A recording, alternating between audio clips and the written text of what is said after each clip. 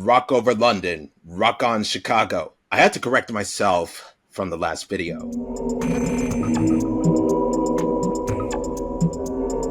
But anyways, let me do it in rhyme. Rock over London, rock on Chicago. This is Neuro-Cast, the third episode. I'm your host, Kriscendo. I'm going with the flow. Don't you know? So on with the show. So it's time to welcome our returnee and welcome our interviewee. Okay, I'm out of rhymes. So, welcome our returnee, Sister Alyosha, Alex. Hello! And let's welcome our interviewee, Dark Lunch Studio, aka Drez. Yeah. So, as you know, we discuss about random stuff and what's on the mind that thinks different from others. So, what's on everyone's mind today? Yes, that sweatshirt symbol. So first he said that it was first he said it looked like a swastika. Then he said something else that I don't remember now. Then he said that it was a sign of, let's see, the occult. Then he said it misrepresented my true nature. I don't know. You know, when he talks with other people about my sweatshirt, it's so stupid that it's funny. Like, I literally laugh, and I literally try to get him to talk with other people about my sweatshirt because I think it's so funny to hear him talk about it. Oh yeah, he thought it was a Kabbalistic symbol that misrepresents my true nature. And, and he also thinks being a Therian is a cult, and that we choose our animals, and he thinks I'm involved in a cult, and just this crazy stuff. Like, I talked with my stepdad's best friend about it today, and she said, yeah, my stepdad's a nut. I mean, we all go a little crazy. It depends on how, and it depends on what area of crazy. That's true. I mean, my stepdad has schizophrenia / schizoaffective, so I should probably give him some grace. But I do find it highly amusing when he talks about my sweatshirt just because of the stuff he says. Like, what's he going to say next? You got to show the people that are watching this, because we've seen it, but the people watching haven't. Oh, yes, yes. Yeah, let's show it. Nothing like a swastika at all. I could see the occult of it. Maybe, like, because, like, the pagan symbols for, like, there's triangle symbols for, like, earth, fire, and whatnot. That's it. That is nothing like a swastika. Honestly, I think it's like a sorority or a fraternity. Like there's like a famous fraternity group. It's called Phi Beta Sigma, and the other sorority that my mom belonged to is called Alpha Kappa Alpha. Mm-hmm. I used to think it's called AKA. Yeah. I mean, I think I belong to like a more of a honors fraternity. Not really a fraternity; it's more of an honors group. It's called Phi Theta Kappa. Back in Columbus State Community College. I never was part of any sororities in any of my colleges. They didn't have any. I went to art school. I went to Columbus College of Art and Design for 1 year, and I took a year off and decided not to return because it's expensive and you can teach yourself the majority of stuff you want to learn about art on the internet. But yeah, they didn't have sororities or fraternities. We barely had like clubs or groups because we had to spend, I think it was 18 to 20 hours on every single assignment that we had, and we'd have like 7 classes. That doesn't really math out to much free time. Yeah. Yeah. They had us read this book called like The Outlier, I think, or something. And it was about like how to become good at things by like spending enough time doing them. which I think is why we suddenly like had this thing where we had to spend like 18 to 20 hours on each project. It's like that's how we'd improve, but it's like no, that's how we all get really burnt out and start to struggle in our classes. It's like I didn't know back then that I'm autistic. I just knew about the ADHD, and I was struggling really hard. But even my neurotypical peers were having just a really rough time keeping up. It was really unfair. Honestly, the way that they teach is like so demanding. It's like they demand every hour from you. I mean, that's like with most schools, pretty much. Yeah, there's I just watched something or read something about how like schools in general, like everyone has like IEP plans and stuff or like whatever they call them in different districts for like kids with like special needs, like mental health issues or like physical disabilities or what have you, like neurodivergence and like things that teachers and staff need to do to help them do well in school, but there's so many kids that have those they can't keep up, and really the flaw is the school system itself only teaches in one very very very specific way for one very specific type of person, and everyone else is left in the dust, and that's why so many kids struggle. It's interesting. I had one teacher who really believed in keeping us well fed. Like literally during every class, she would bring like some kind of snack. I And love that. she would bring toppings. She would bring some kind of snack, and she would bring toppings for us. And if we love that. agreed to stay late, like way late for the class, like until like 11 at night or 9 at night, she would order us dinner. And What grade were you in? what? Like what grade was this, or like was this college? College. Oh, okay. That I thought you were talking. For some reason, I thought you were talking about like elementary school or something. I was like, wait, 11 o'clock, No. this doesn't add up. That's still Wait, awesome. what?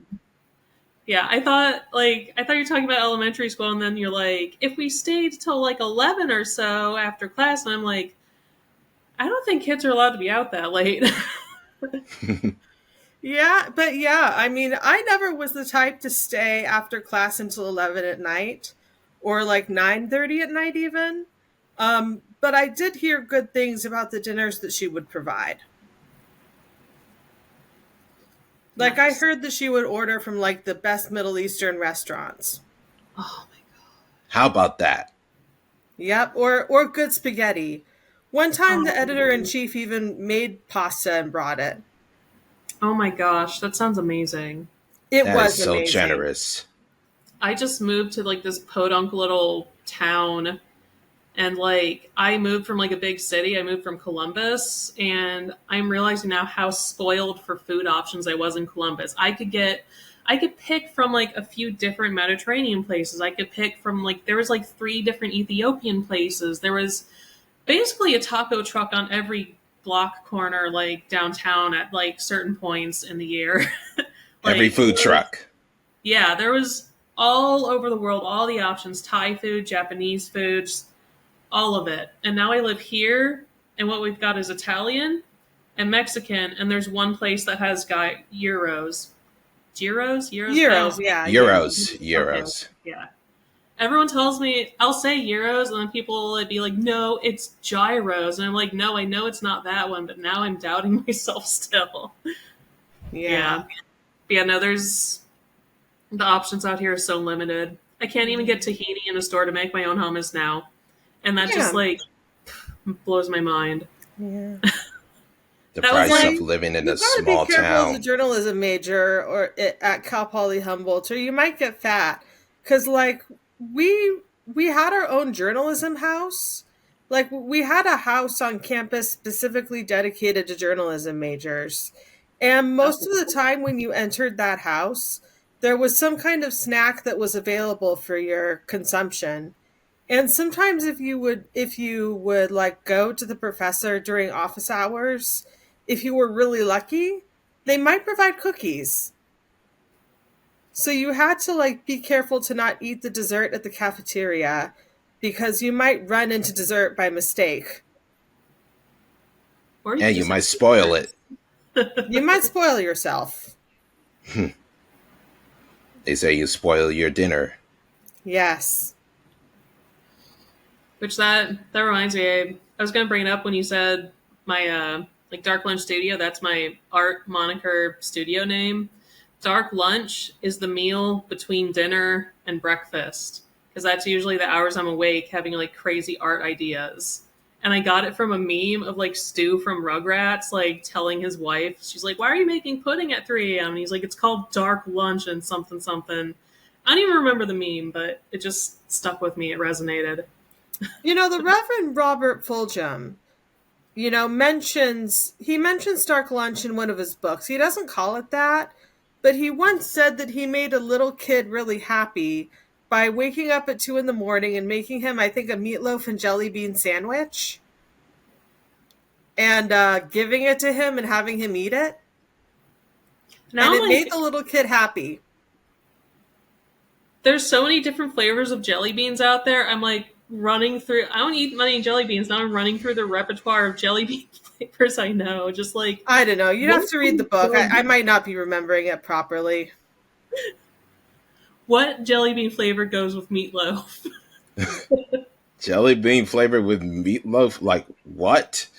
Anyway, I think there was this SpongeBob episode called Suds in which SpongeBob like wakes up from his Krabby Patty eating dream and was like eating his pillow, and he decided to go like downstairs to have like some kind of midnight snack, like it was like peanut butter or something, and then he ate it, and then he fell back asleep again, and that's when it got cold, and that's why he got the suds. You know, there's a Muslim burger shop right within walking distance of my house, and it's expensive, but in my opinion, it's really good. I actually recommended it to another friend of mine who stepped in and thought it smelled absolutely horrible. So I mean, your mileage may vary. If you go there, you're either going to love it or you're going to hate it. And I'm one of those people who loves it. And my friend Colin hated it. So I mean, it just depends whether you like that type of thing. I think it's delicious. I mean, I think that they make great fries, great fried zucchini, and great burgers.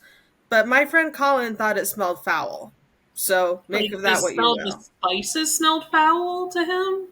No idea. I didn't ask.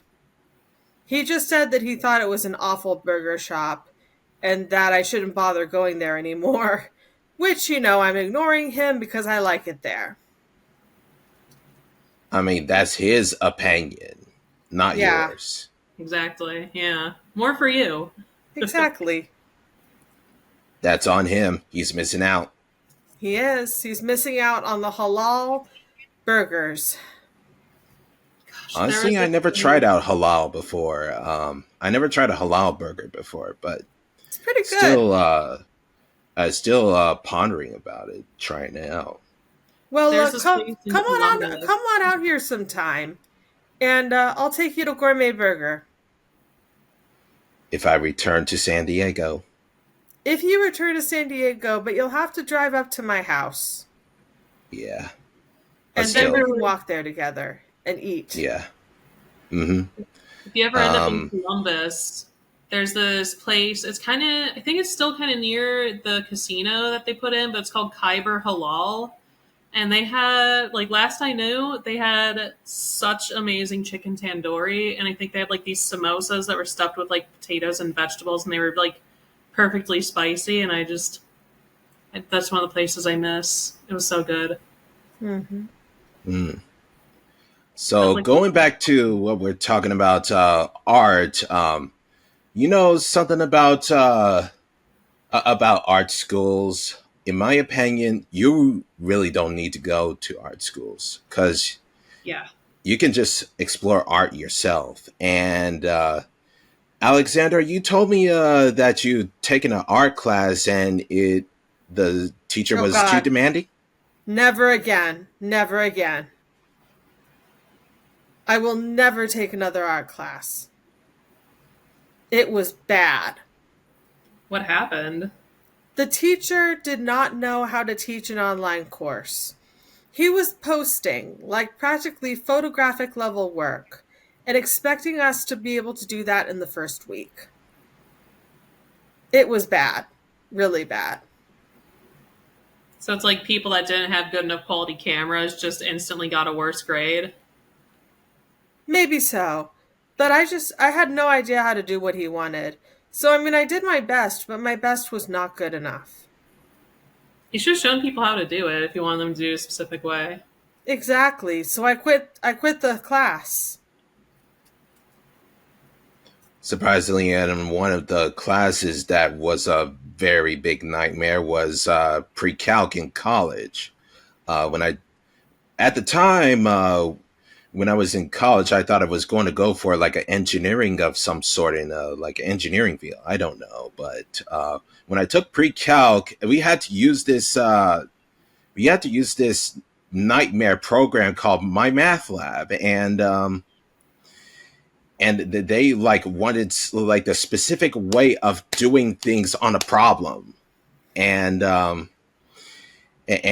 had like very bad trouble. I like failed in like most quizzes and exams due to that shit program, and it was like on one of those nights when I was trying to study for the final exam and happening to do the math homework at the same time, like at around 1 or 2 or 3 in the morning, Ugh. like 1 to 3 in the morning, and I was still having trouble, and it was like 5 or 6 when it was almost time for me to go to school, go to college. Actually, I threw up.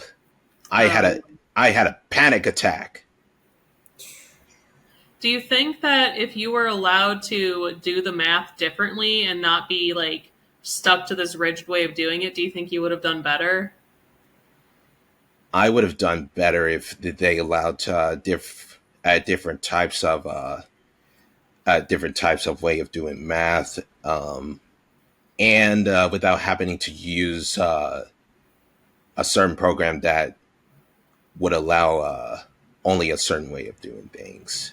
See, that ties in with what we were talking about earlier about like the school system having very, very set, specific, rigid ways to teach. And you probably would have done just fine had they had room for like the way your brain worked in their curriculum. Oh, Yeah, let me tell you something. So one time I was doing my math homework and I had this word problem that was worded extremely confusingly.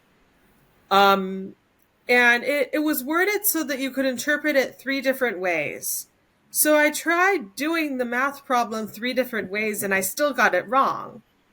And finally, I experienced, it's funny, I had this religious experience and I felt like my mind was like expanding. And I went to the kitchen and I got myself a snack. And my mom asked how my homework was doing. And I said that my homework was very zen because you associate this kind of like experience and this kind of like expanding of your mind with like zen religious experiences. And I remember my mom just looked at me and said, "Alexandra, I think your homework is starting to drive you crazy." You tripped and fell into sacred geometry in your head or something. Hey, Yeah. that's one of my music projects called Sacred Geometry. Yeah. It was it was like super influenced by this band that I've seen, that I was glad to experience and meet some members, called Car Bomb, and I like the idea of like metric modulations and shifting tempos, and polyrhythms and polymeters. They're what you call a mathcore band. It's like a technical metalcore, just metalcore with like anti-signatures. I think there's this term called gent, but car bomb is not really that gent. But still. So must have had a little bit of a crazy psychosis from that homework, right? Yeah, but also another religious experience that I've had doing math was this one time when I was in tutoring. And for some reason, the tutor stopped explaining the homework to us and started going on and on and on about the concept of infinity. And I started really thinking over the concept of infinity. And I kind of realized, like, wow, infinity is really a number that goes on forever. Like, it literally doesn't end. And my mind was just turning over the implications of that. And I just had this moment where I was like, whoa. And it just like, it was another kind of mind opening moment. I don't know, like in another universe, I'm a mathematician, just because I've had these experiences with math where like I've had these sorts of, I guess, quote unquote, religious experiences. In another universe, I'm a mathematician. I definitely wouldn't be.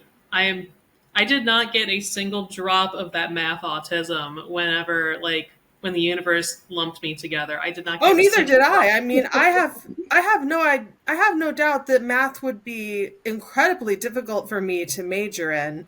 But part of me kind of like thinks, in an alternate timeline, if I had majored in math, I probably could have just worked really hard on it and just done it anyway.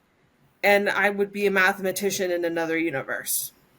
I had to take remedial math classes. I still like, if you give me division and it's like, I can do very, very simple division. I still need like paper and pencil, but anything beyond that, like I need a calculator. Like I need to like write things out like I'm in elementary school. I need to count on my fingers and stuff. Not a single job. None. Yeah. I got all the arts and crafts and Same. folklore stuff. Same here. Same. I used to had like a little bit of a math drop, like back in elementary to actually it was more of like, let's say high school. I had that math drop. They they had like the easy way of teaching it. However, in college, they actually, you know what? Education in general has a messy way of teaching math.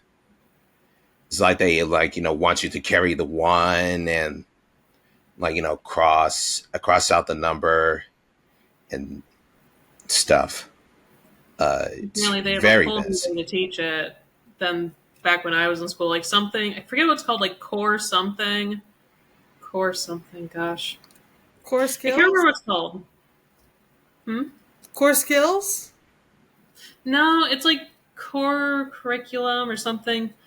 Yeah. Something in like the structure that they teach by is called core, and like mathematics, like the way they teach it is just completely different structure than how like I learned when I was in school.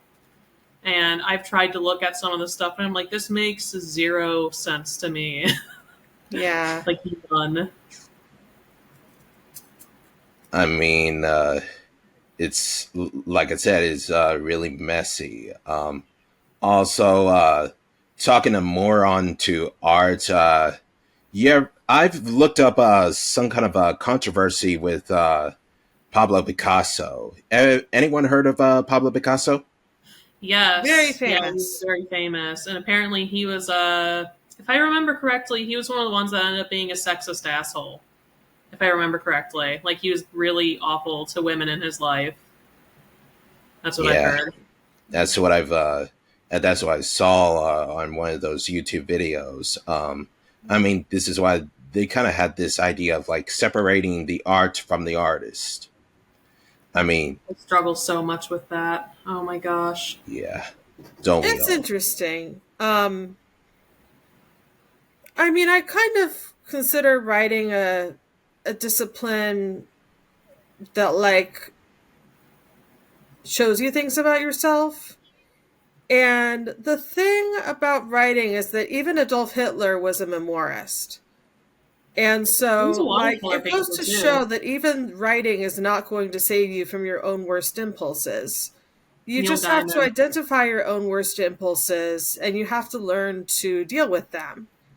And You that's the work of every human being. And sometimes writing will help you with that, and sometimes it won't. And even sometimes meditation, for God's sake, will help you with that, and sometimes it won't. Because there are some meditation teachers out there that are really messed up in the head. And, but there are other teachers who are great. So, take that. As soon as they're like their only practice is like love and light and positivity, I'm like, I don't like you. That is completely unbalanced. You got to do your shadow work too. Like you can't just have love and light. Like it just bothers me. And so I'm kind of pushed away from people that are like that because you got Yeah. to do your shadow work too, Yeah. or else like you're just gonna be blind to it all the time. Yeah. I mean, you But just got to find out what's inside you that makes you your own worst enemy. Yep. Um, and I mean, every one of us had our moments in which we've been our own worst enemy, pretty much. I mean, Hmm. every single one of us is an asshole, one yeah, way Yes. or another. My Own Worst Enemy by Lit is a song that's partially about that. Really, I don't know. It's kind of, I know the song's called My Own Worst Enemy. It's a great song, though. It really is.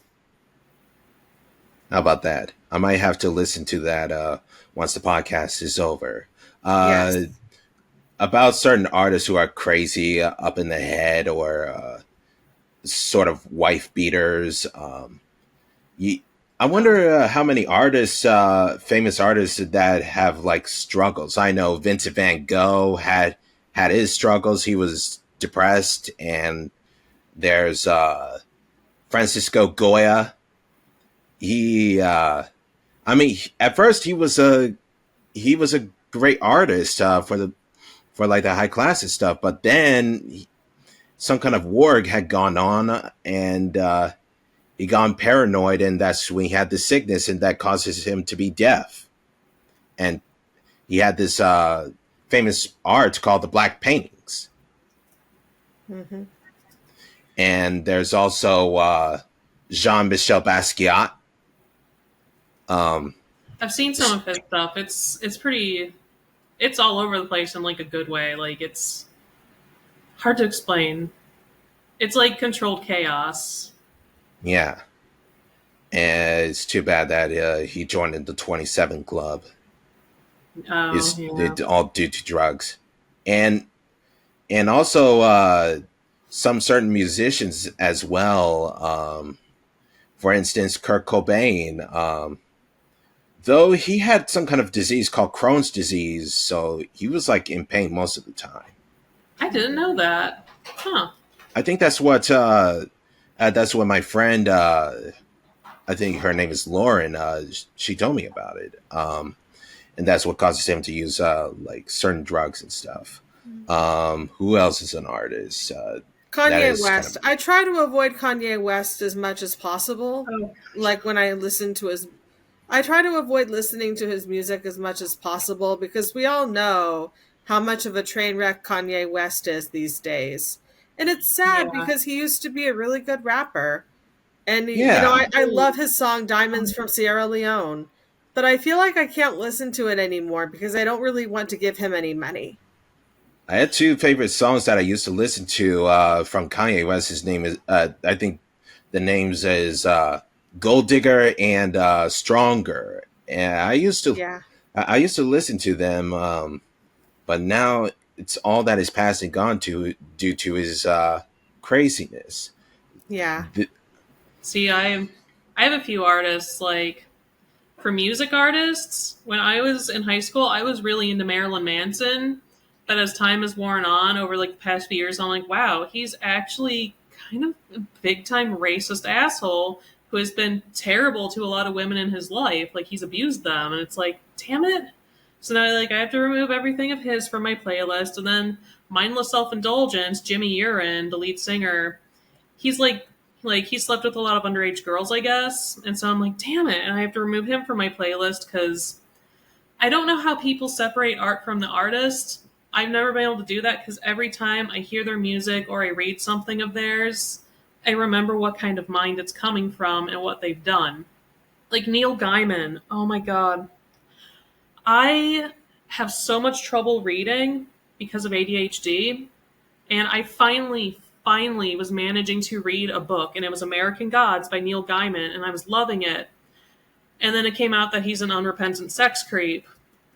And like What? he was like nanny. Yeah, he was banging his kid's nanny, and like it was like kind of like a power play thing where like she was scared to tell him no because she'd lose her job and stuff, and then other women stepped forward, and it's just like, damn it, now every time. And like I left off at a sex scene in the book, and like so when I returned to it, I was like, nope. I can't. Now I know too much. I know too much.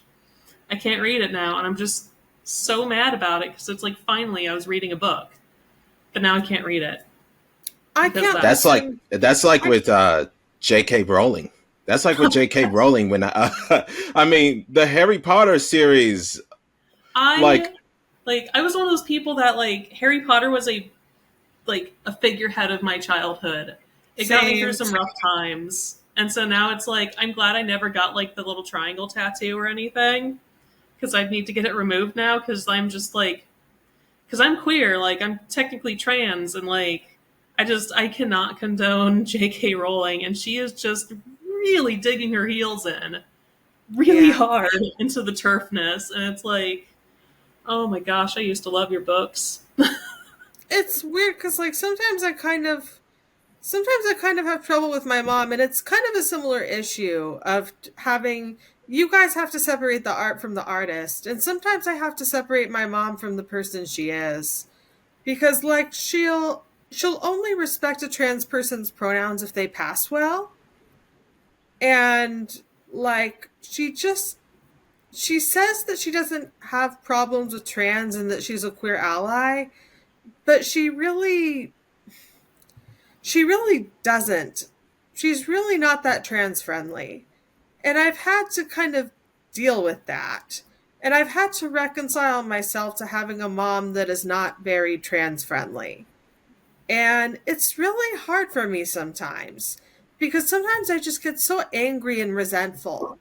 And I just have to remind myself that sometimes I just need to drop it. And that, she gets along well with my buddy Matt. And because my buddy Matt is a very, very possible trans man. And she gets along with my buddy Phoebe. Well, my stepdad's buddy, really. And she always respects Phoebe's pronouns, because Phoebe is a very possible trans woman. And Matt and Phoebe are probably the main trans people that we have in our lives on a regular basis. So, I mean, as long as she treats them well, she's treating the trans people in her life as a reasonably well. So, I mean, it's been a long time since I've had any not very passable trans anybody's around that she might have a problem with. If she ever meets me, she'll probably struggle, because like here in this little box, I could probably like, because my pronouns are they, he, and I probably like could pass in this box, but once like you look down, I've got like D cups, and I am just chronically misgendered, even by people that like know. But everyone in this building that I live in is like way older than me, and they struggle with that stuff. So I'm just kind of like even the ones that like say they're allies and like understand and stuff, they struggle so hard. And it's like my neighbor, like bless her heart, she's constantly messing up my pronouns, but she gets it sometimes. Like it's in her head to remember, and so it's like 2 out of like 20 times she'll remember my pronouns, and I'm like, how do I encourage this so I can move it up from that? How do I? I don't know how to do it, but I'm grateful she tries. Yeah, it's weird because like Drat, I forgot what I was going to say. I'm sorry. I do that all the time. We all But lose our train of thoughts. But like my cousin's non-binary, and my mom still calls my cousin she, even though my cousin uses they them pronouns. But my cousin's not around all the time. It's been a long time since my mom has seen my cousin face to face or had any contact with them. So, so it's really not a problem in that respect. Um but yeah, it's weird. It's a weird situation with. Oh, I know what I was going to say. It complicates things further because my mom has something called aphasia. Yeah, you were telling me about this. I remember. Yeah, cuz like with aphasia, my mom has trouble reading, writing and speaking. And she has trouble with words, and pronouns are words. So yeah. Like she has trouble with pronouns too because of that. And it can really be hard to tell sometimes where mom's weird views on transness begin and where her aphasia begins. Because It's kind like of thing you probably would because have like to my like get mom, inside her brain to see, but you can't do that. yeah, and my mom means well, but she does misgender trans people a lot, and it does bother me. Um, but my mom has aphasia, so to a degree she can't help it. But it's kind of hard to know where the aphasia begins and where the weird views on transness end. See, with my dad and his wife, that I refuse to call her stepmom now because like they don't have aphasia, so they have no excuse. And I was constantly telling them like, listen, please stop calling me she her. It hurts, like especially coming from you guys. And my stepmom, like his wife, would get really taken aback every time I would like call them on it and stuff because people like me are against her beliefs. And I had to deal with that. And it's like, okay, maybe if I educate her, and this is one of my biggest struggles in life, is trying to educate people with well sourced, like scientific articles and like unbiased articles and just like everything I can find. And then they never read it and stick to their guns. And her guns are posting misinformation about trans people from like Trump and Elon Musk and like whoever else is saying the terrible misinformation. And she straight up told me she thinks they speak the truth. And I'm just like, and so I just finally had enough. And I had to cut them from my life because it's like, yeah, you say that I have a place with you, but that place is a goddamn closet. Yeah. I'm too big of a person. I have too big of a personality for a closet. Like, later, can't deal. Still hurts, but, I mean, it is what it is. My stepdad can be a bit of a douche. I mean, although he is easy to put in his place sometimes. Like one time he went to Chick-fil-A and he was telling his friend Lori, according to my mom, that he couldn't wait to tell me that he went to Chick-fil-A because he couldn't wait to see me get really pissed off that he had eaten at a place that was anti-LGBT. And so he came home and said, "Hey, Alexandra, I ate at Chick-fil-A." And I said, "Oh, that's interesting." And then I went to do something else. And according to my mom, his face just went like, good. Good. And so, and that was the end of that conversation. So sometimes he's easy to deal with. Sometimes.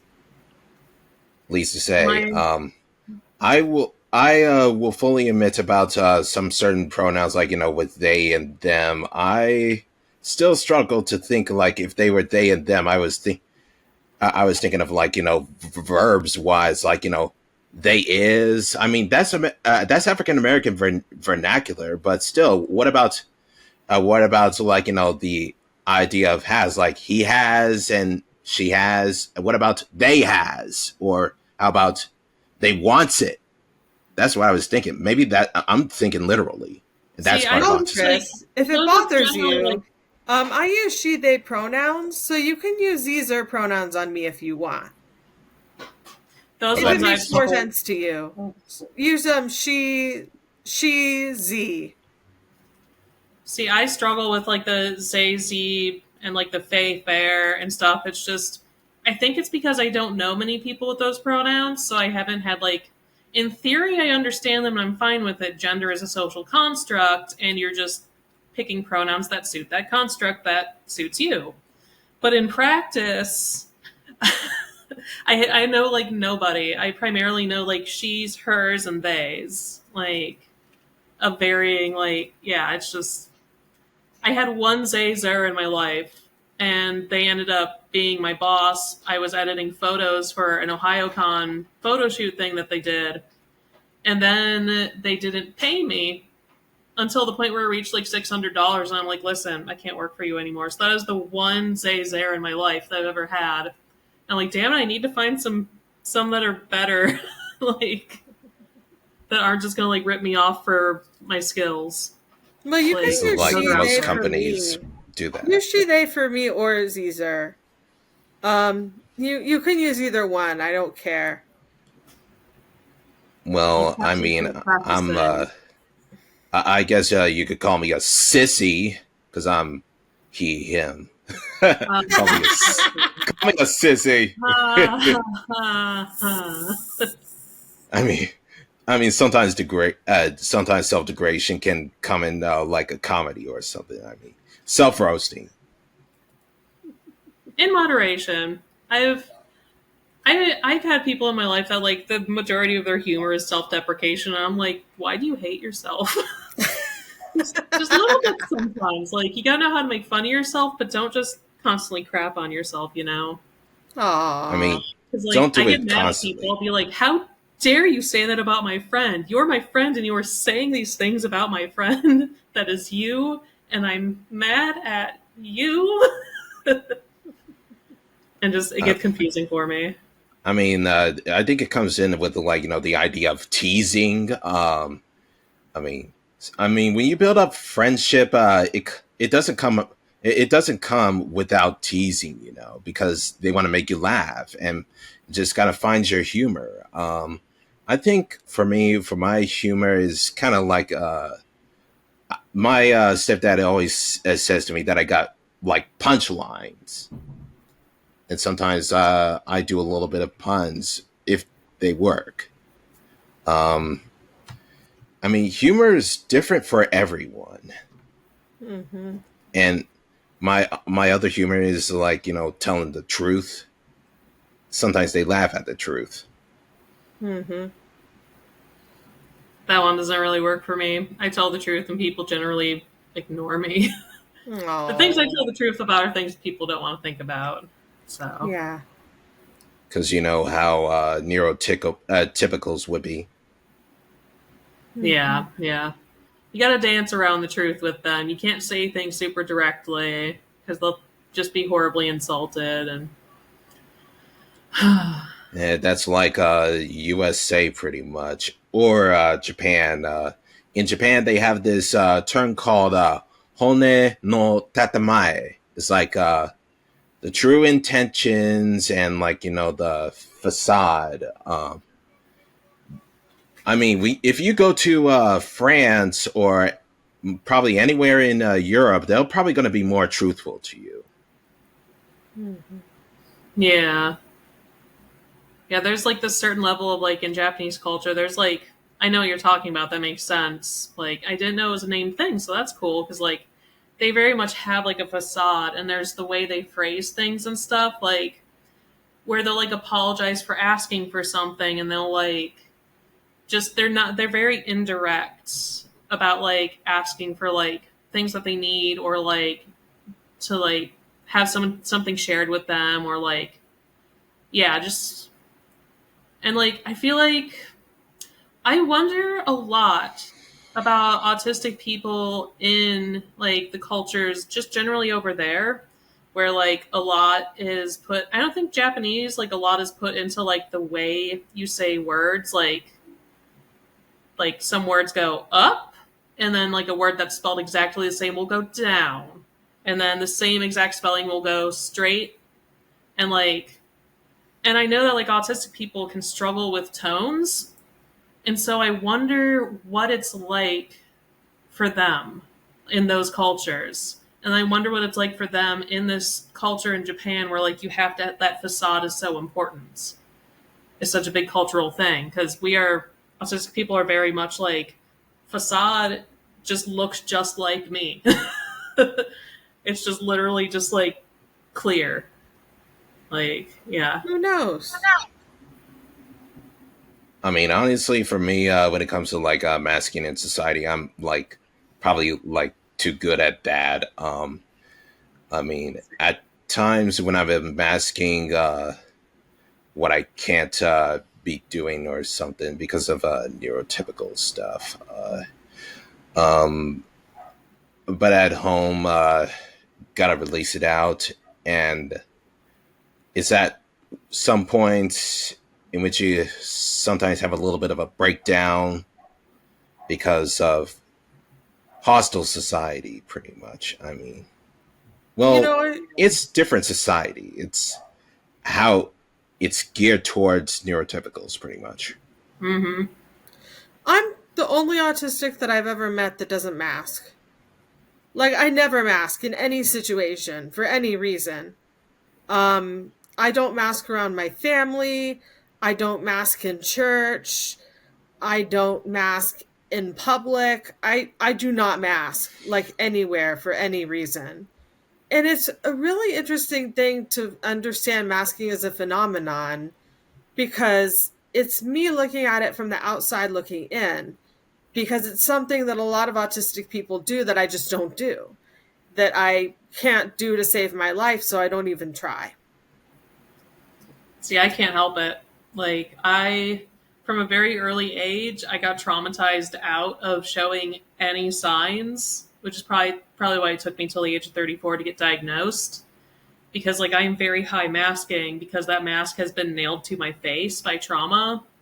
And I am, like, in therapy slowly trying to, like, pry that off because it takes an immense amount of energy for me to continue to mask.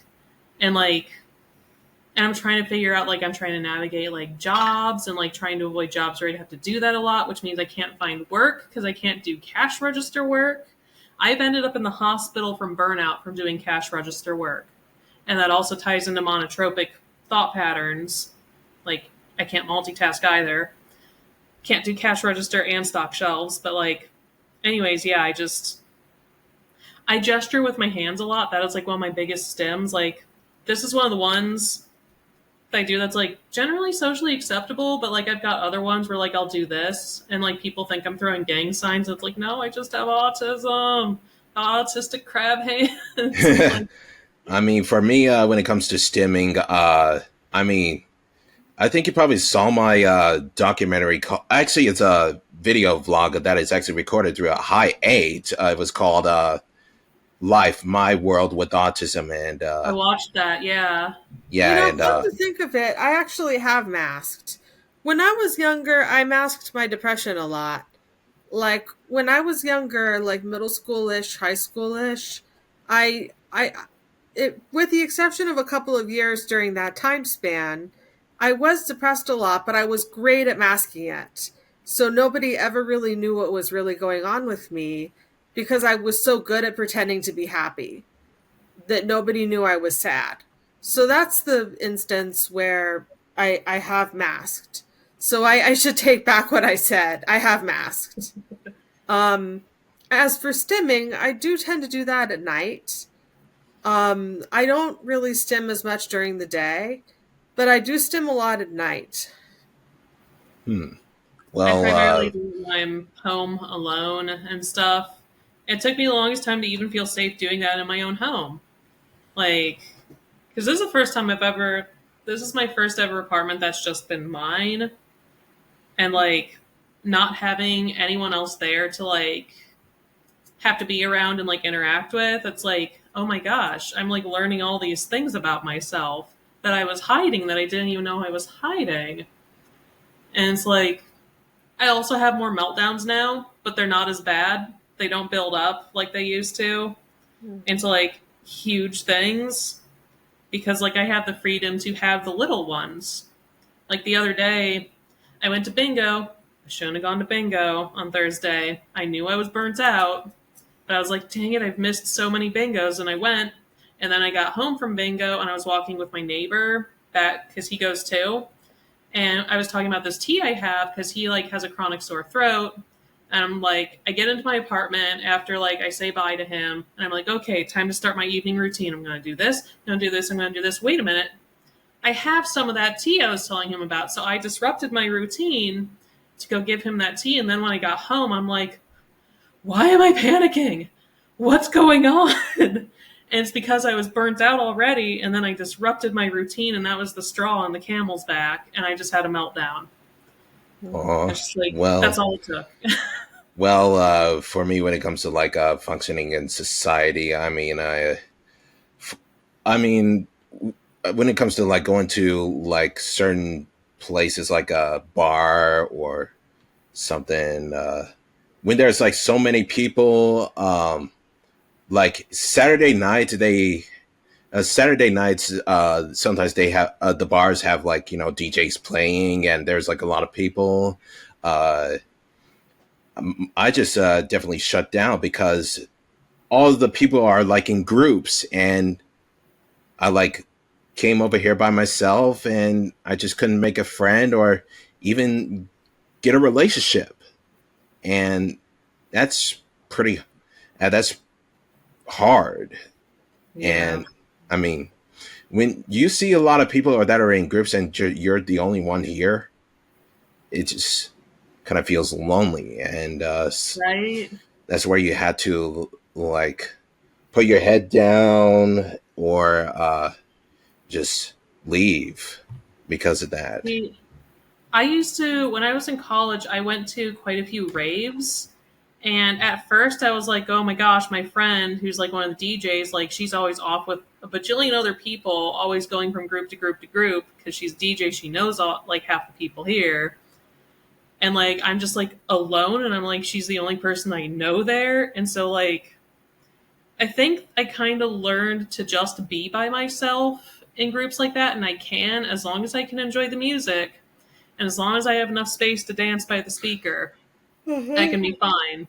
But I do find that when I go sit somewhere alone, I always get the drunk girls coming up to me like, are you okay? And it's like, yeah. Because they look at you being alone in the bar and they instantly think you're sad. It's like, no, I'm just vibing. And they're like, are you sure? And I'm like, yes, I'm sure. But thank you. Well, lucky you, no one ever comes to approach me. Like last time, I think after I went to some kind of potluck, my friend, her name is Amber, alongside with her twin brothers Xander. He took me out to some kind of bar called Einstein's Pub, and there was like some kind of party going on where and also we met Emily. And when it at some time, I just go over to the like the arcade section, and there was like a space over there, like a wall space, and I just sit there isolated, and no one comes to me. Just no one. See, that's kind of how I used to be, but it's really hard to figure out how to hold your own space, not like trying to hold a space open for someone else to come in, but just being like, this is my space. I'm enjoying, like, this is my space where I am enjoying myself here at this event, and just like trying to figure out how to like enjoy it without someone else's presence. And then you'll discover there's a lot of events you don't like. At least I did. It's like there's a lot of events you realize you don't like if you're there alone and trying to have fun on like by yourself. Yeah, that is true. Like, I mean, yeah. probably rather go to some kind of a coffee shop, or maybe join a book club or library or something. Yeah. If I wanted to meet a friend, or at least get get a girlfriend who understands me and my wants and needs. I mean, I am ace, what they call it, a gray ace. You don't label yourself as like, you know, purely asexual or allosexual. that's where they have the gray area. That's why they call it a gray ace. Yeah. But still, I guess I would probably consider be LGBTQIA. I think falls Long under the Beach umbrella. Pride is a bummer to go alone, but you know who really knows how to have a good time? What? Children's book authors. If you go to the Southern California Children's Book Writers Association's yearly convention, you will have a blast because they have the best speakers, the best food, the best seminars. I swear, I went there one year and I had a time that I will never forget. And it is so easy to approach people at these sorts of events because all you have to do is walk up to someone, just pick any random person and just walk up to them and say, "What are you working on?" And this person, 9 times out of 10, will start going on and on and on and on about what writing project they happen to be working on at the moment. I also went to a wonderful seminar where I heard a great story about a colorblind person in an art museum who organized a foot race, like up and down the stairwell at some famous art museum. And it was just a really good time and a really awesome time, and I would totally go again. So you found a place where like you felt fine just being on your own, and also felt like the vibe was like meshed enough with like who you are as a person. You felt safe to approach other people, and like you knew you'd be interested in what they had to talk about. Yeah, that's something that's really hard to find at bars. Yeah, and they were also selling books at the very end, and I bought a book, and it's just good memories. Nice. How about that?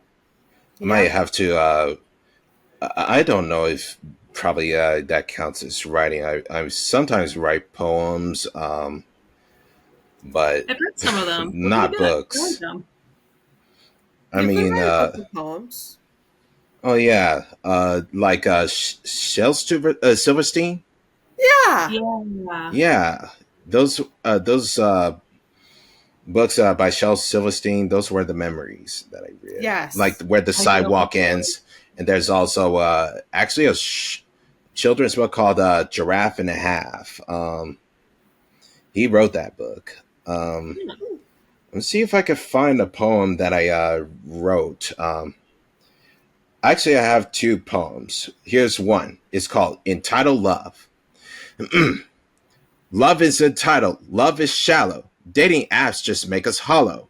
Never about connection or communication. Just wealth, sex across the nation. Olden days, meet at a place. Present day, swipe on the face. Men swipes for body's pleasure. Women swipes for looks and treasure. The dating scene has a short attention span. With dating apps, people can meet with the swipe of the hand. So love is entitled more than ever.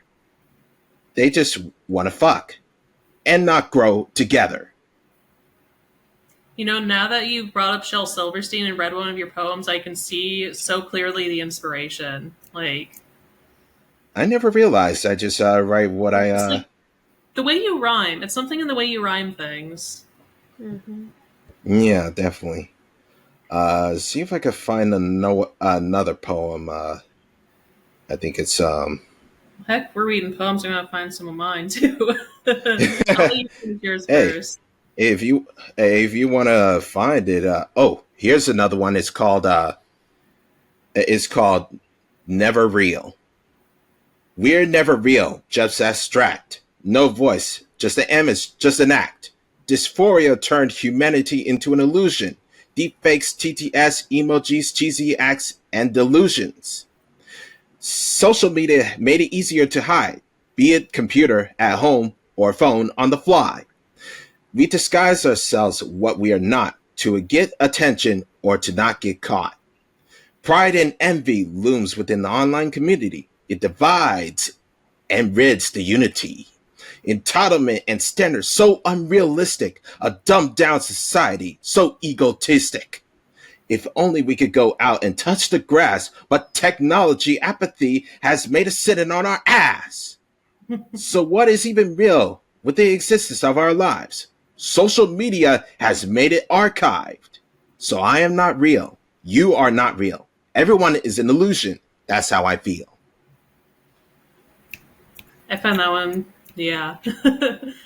I find that one pretty relatable because, like, I have so much trouble feeling like people that I know on the internet are actually real people. And I kind of wonder if it has to do with, like, ADHD object permanence. Like, you're not here in person. I'm just looking at you on a screen. And something, like, I have to, like, do manual, like, connections between neurons in my brain that I think other people just do naturally. I mean, a lot of people say that I tell the truth. I know you're real.